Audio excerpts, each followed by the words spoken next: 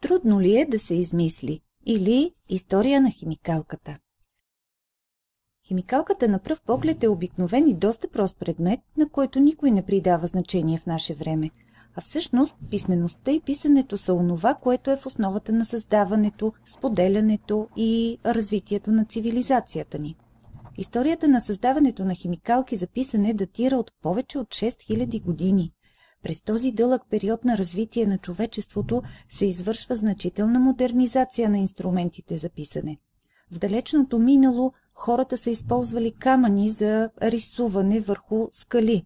По-късно, за изобразяване на символи, камъкът е заменен с кости или с дървени пръчки. Третото хилядолетие преди новата ера, с появата на писането и папируса, тънките тръстикови четки започват да се използват като инструменти за писане. Към 7 век се появяват инструментите, направени с пера на големи птици, и наред с дръжките от тръстика, тези видове писалки остават популярни рекордно дълго, почти до края на 18 век. Появата на производството на инструменти за писане започва през 18 век. През 1790 година е изобретен моливът. През 1884 година застрахователният агент Люис Уотърман влиза в историята като изобретател на писалка, която се пълни с мастило, първоначално отстрани, с помощта на една специална пипета. Той трябвало да пише толкова много в работата си, че това го тласнало да изобрети нещо удобно за себе си. Уотърман напуска работата си и създава компанията Ideal Pen, която поставя началото на продажбите на писалки с мастило. По-нататъчното усъвършенстване на писалката се свързва с името на Джордж Паркър, селски учител от американския щат Уисконсин. Паркър патентова изобретението си през 1889 година.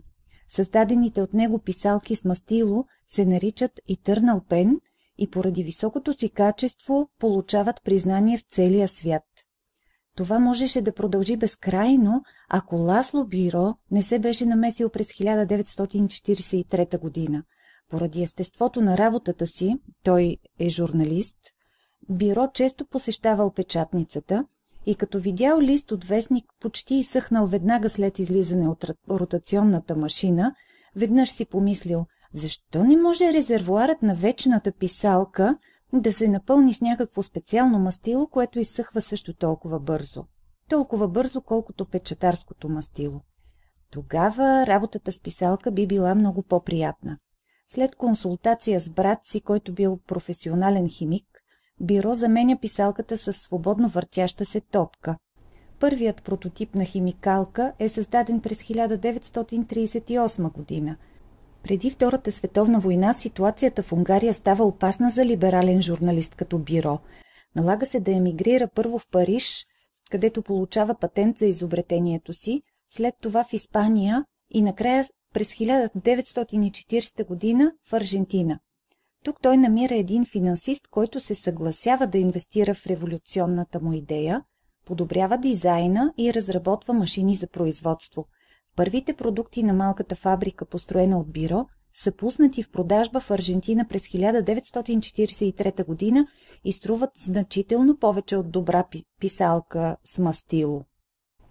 Едни от първите купувачи са пилоти, които били убедени, че за разлика от обичайната вечна писалка, химикалката не тече, когато се издига на височина, където атмосферното налягане е значително по-ниско. Информацията за авиационната писалка достига до Министерството на отбраната на САЩ и то инструктира най-добрите производители на писалки да се запознаят с новия продукт и да организират производството му за американски военни пилоти. На 10 юни 1943 година Биро защитава изобретението си с американски патент и продава лицензи на 2 големи американски фирми. Но преди да имат време да се завъртят, така да се каже, предприемчивият бизнесмен Рейнълдс, който случайно си купил химикалка някъде в Южна Америка, започва да произвежда такива химикалки без никакъв лиценз, като прави само някои леки промени в дизайна.